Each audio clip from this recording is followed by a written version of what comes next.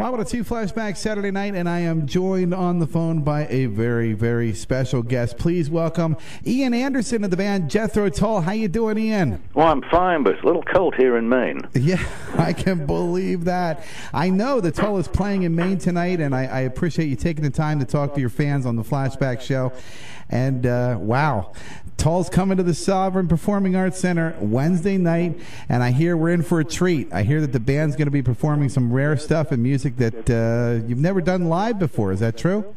Well, some of it. I mean, most of it is a mixture of classic Jethro Tull songs that no Jethro Tull concert would be complete without. Some of it is, more obscure songs that have perhaps featured in the set list occasionally over the years, and then there's a few things that have never been played on stage before. So we've been rehearsing those and working them into the set during the course of the tour, and we're looking forward to. Well, you're actually technically, I think you're our last night of the tour before we do a couple of radio broadcasts and then head back to the UK. So it's a rare treat playing a tour of generally speaking, performing arts centres, because we chose to do this mainly in the smaller towns and cities of America rather than visit the big cities this year. We decided to go and play some of the for us, more out-of-the-way places and play some nice theatres where the toilets work. Yeah, exactly. It's a brand-new facility, so we can't wait to have you here. Good. And you've also been doing some solo work, especially the album Rupees Dance. And for your fans that don't have the album yet, they need to get it. And, in fact, I understand you got some messages recorded that people can use on their answering machines. And I'll give the details to the people. You can get the recorded messages once you buy the album by logging on to Jethro Tull's website, www.j-tull.com. And I also have a link up on the Flashback page. What people are going to have your voice on their answering machine. Now, that's cool. What made you think of that? Can't remember. It probably dreamed up by our website manager, who thinks of things like this when he's teaching his students at Florida State University, where he's a professor of communications and computer technology. So he is 110% Floridan geek. He is a geekster, and but a big Jethro Tull fan. So when he's not being a professor and being terribly responsible for his students' upbringing and future prospects, he's also managing the Jethro Tull website in his spare time. So probably one of his ideas rather than mine. But we have you can also just go to jethrotull.com. We got the name jethrotull.com after a court battle with the entrepreneurial type, also from Florida, who had the names paulmccartney.com, rodstewart.com, mickjagger.com, and a whole host of .coms, which he was using as a gateway to a hardcore porn site. Oh, no. And that was what got me a little riled, because I have a lot of young flute students that are fans and go to our website, and I'm a little upset that somebody, some little 11-year-old high school or pre-high school girl would be, thinking, I wonder if I go to jethrotull.com, that'll be their website. And of course, the first thing you're going to think of. And poor little Cindy Lou, the flute player, got to our website and was lured into the depths of hardcore porn. So we had to take him to task, and we won that historical first. I think it was Julia Roberts and I were the first people to successfully win in the courts our .com names back from people who were using them irresponsibly. That's for sure. Do you find that you get a lot of emails or questions from young students that are interested in learning the flute, because it is a very, very powerful instrument? Do you get a lot of feedback from people? Well, yes, I do. I mean, both from the parents of young students and from young and mature students. So it's something I take a degree of responsibility over. I mean, I think it's important to give them good advice, important to give them some hints, but not to subvert the normal traditional teaching process of teaching people classical music and reading and writing music and the conventional accepted skills. But on the other hand, I do try and persuade them that in in combination with their more formal tuition, it's kind of good to loosen up a little bit and try and learn to play by ear and learn about improvisation and balance out their more formal teaching with a degree of just that sort of joie de vivre that comes with being self-taught like me. Awesome. Well, it's just in time for the holidays. We got to talk about the Jethro Tull Christmas album. It's in the stores, and it includes the Christmas CD, and it's got a bonus DVD of songs from Living in the Past. How did the whole Christmas project come about? I mean, how'd you fall into that? Well, our record company suggested it, and I was filled with horror at the thought of becoming James. What's his name again? Bing Crosby with a flute. And so I thought about it for a little while, and then realized that we already had a few Christmas-related songs that we'd recorded over the years, which we could remake for this album, as well as writing some new songs and taking some old traditional Christmas carols and pieces of classical music to make a Christmas album that was generally upbeat and positive and cheerful, but still contained a certain necessary percentage of cynicism and grumpiness, which is part of my stock in trade. Yeah, it's part of the holidays too, Well, that's right, and Christmas is a time for family get-togethers, cheerfulness, kissing under the mistletoe, tickling the secretary's bottom if she doesn't tickle yours first, and not that I'd risk that with my secretary. She's a big woman, and you're forced to think about all these people who aren't having a great Christmas, people who are suffering from economic hardship or illness, or whose family have long since left home and no longer visit them, people who are just plain old lonely and depressed at Christmas. And Christmas, because everybody else is having such a great time, it heightens the sense of deprivation of those who can't enjoy Christmas. And so there's elements of that other side of Christmas that I think it's nice to just bring into the overall mix, so that hopefully people think about Christmas in a broader sense than just about having fun. It is, after all, a religious occasion, and one of some somber and spiritual meaning for Christians, and one occasion when we invite our Jewish accountants and agents to participate. I'm sure my agent at William Morris Agency in California won't be working on Christmas Day, and Muslims and Hindus and the bloke who runs the corner shop. Christmas is a time where we Christians, if I can loosely affiliate myself with that lot,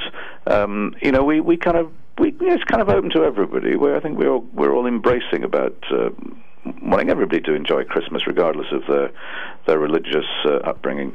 Absolutely. I'm talking live with Ian Anderson and Jethro Tull, who are going to be in Reading this Wednesday. Ian, any Tull fan knows your dedication to the feline community. Do you think that cats are smarter than we humans? Well, they don't have very big brains, but God bless them, they have a certain cunning that makes up for it. And I have a small cat that has made her way. 'Cause it's a little bit cold and drafty, in certain parts of the country, and I'm told when I phoned back home that she had made her way upstairs to an otherwise empty bed to wait for our return. And so she's kind of cunning little thing. There's a crack open, she'll be through it and find her way to a cozier spot to wait out the winter.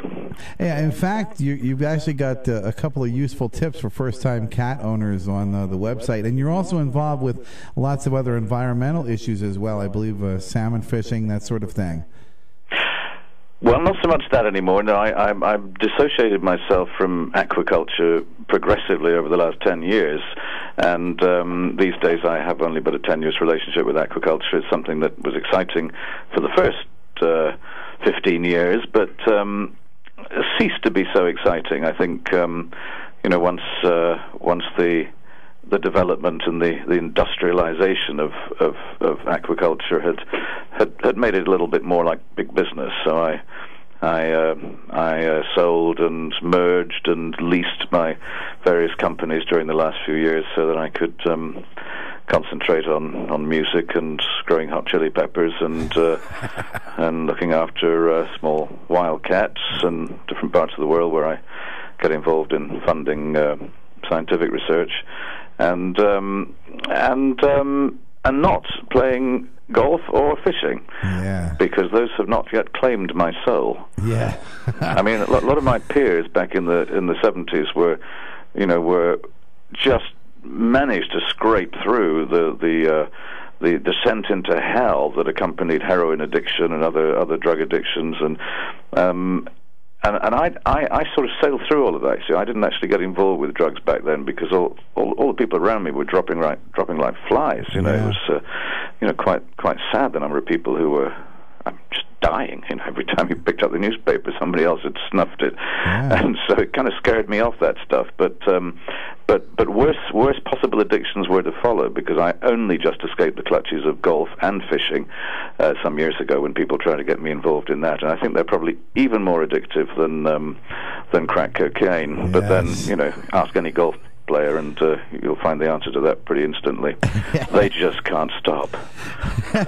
They can't quit it. Yeah, isn't that the truth? And you know what, this kind of falls into line with that. I ask this of almost everybody that I interview: when you're not on tour and you're not in the studio, what do you like to do to relax? Well, a lot of the time that I'm not actually on tour in the studio, I'm working in the office, because I'm quite involved with the putting together of future tours and concerts, and together with my production manager and other staff, we're sort of always back here at Mission Control. We're sort of kind of working wherever we are. Mission Control is a hotel room. Mission Control is backstage at a concert. Mission Control is our offices back in England. It's wherever we are, because these days with a laptop computer and access to the internet, we can do our business pretty much anywhere. But it really does take up a lot of the downtime spent doing that. So that and sitting in the garden looking at the flowers grow. Not anything to do with me. My wife is a keen gardener. I'm more of a I like growing hot chili peppers. That's my interest in gardening. But I also like to collect seeds from exotic plants in different parts of the world, and I seem to have quite a lot of success in growing odd things from different places, and it's kind of better than sending a postcard home. It's kind of nice to plant a seed and look at an Arabian desert thorn from the deserts of Dubai, which I have growing was growing outside for most of the summer, but it'll be safely back in under glass again by now.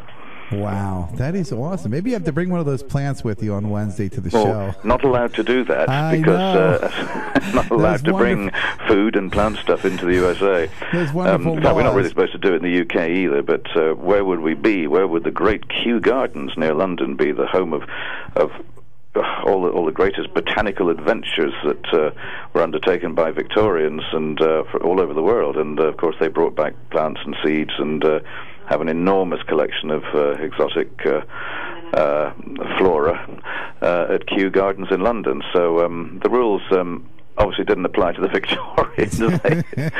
Maybe they were made afterwards, but I only bring back very carefully dried seeds, and so far Customs and Excise haven't stopped me. If the customs people do, then it'll probably be a slap on the wrist for I guess they'll assume it's something to smoke, won't they? Yeah, we remember what happened to Paul McCartney.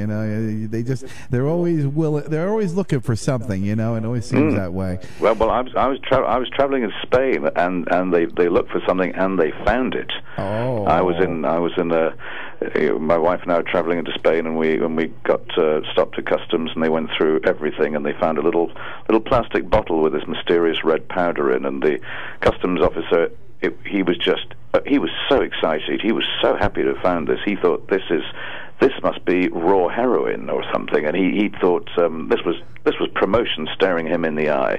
He was over the moon, and I guess he'd seen a few of those movies where the cop sort of dips his finger in the in the heroin or the opium or whatever it might be, and tastes the end of his finger, and mysteriously seems to know that that's what it is. Yeah. And he'd obviously seen those movies, and so he started to do this. And I tried to stop him. I said, no, not drugs. It's hot chili. It is sharp. It is picante. it is, just don't do this. It's gonna. And he wouldn't listen to me. Of course, he was just determined that there was drugs, and so he stuck his finger in his mouth, and he just went purple, and he ran off, obviously to the men's room to try and wash his mouth out or whatever, and we waited for a few minutes, and a few minutes went by, and he didn't come back. A few more minutes went by. So we packed up all our stuff again and walked through customs. He never came back. So that's what the hot chili powder can do for you. It might get you arrested, but it could also get you unarrested as well. You know what? I'm so much looking forward to when you take the stage on Wednesday night here in Reading. And, so are all the fans. There are many, many thousands upon thousands of Jethro Tull fans who are listening to this even as we speak. And is there anything you want to say to the fans about the show coming up on Wednesday? Well, there'll be some, it's a wide variety of music. The first half of the music is the first half of the show is basically a block of acoustic music, featuring some little-known music from Jethro Tull and some things from our Christmas album, of course. And then there will be the second half, which is the electric half of the show, where we'll play. Not loud enough to make your ears bleed, but enough to give you enough to send you home with a mild headache. Hey, we like that here. The louder, the better. Terrific. Nice to talk to you. Yes, thank you so much, Ian Anderson and Jethro Tull, joining us on the phone tonight, and I think we're going to roll some Tull right now to get us in the mood. Thanks again, Ian. It's a pleasure. Thank you.